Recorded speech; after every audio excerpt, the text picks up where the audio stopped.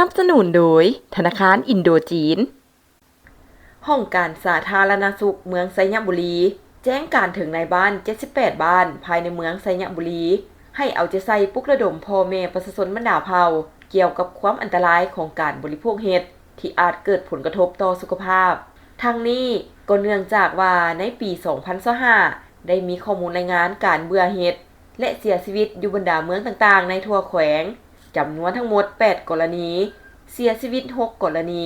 อยู่บ้านปากรองเมืองไซสถาน4กรณีและบ้านนาปุงเมืองหงสา2กรณีซึ่งบุคคลดังกล่าวได้พากันบริโภคอาหารประเภทเห็ดที่เกิดอยู่ตามธรรมชาติภายหลังปรุงแต่งกินแล้วแต่ละคนมีอาการแสดงออกเช่นวินหัวปวดหากเจ็บท้องและถ่ายเป็นน้ำฉะนั้นเพื่อเป็นการเผยแพร่ข้อมูลข่าวสารดังกล่าวให้ประชาชนรู้และเข้าใจ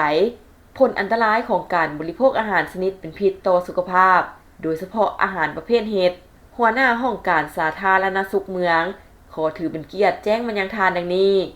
1. ให้ในบ้านเอาใจใส่ชี้นำภาคส่วนเกี่ยวข้องโดยเฉพาะอสบ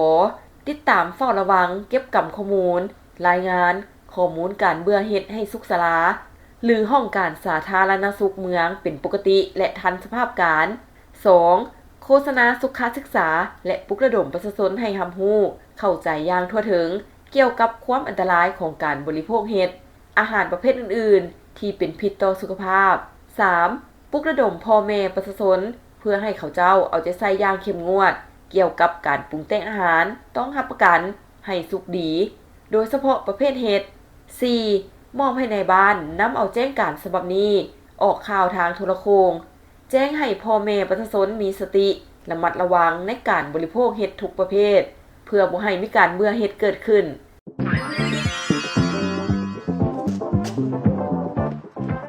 พ่อนคำกับไดนาเพต้องเห็นแนวใดเดี๋ยวมาเบิ่งกันปีใหม่นี้ไผอยากได้คำจะซื้อเก็บก็ดีจะซื้อไปสมมาคนที่ทานหักก็ได้ขอแนะนำซื้อผ่านไดนาเพเลยเพราะบ่ต้องจ่ายเต็มก็ได้คำมาใส่แบบนี้เลย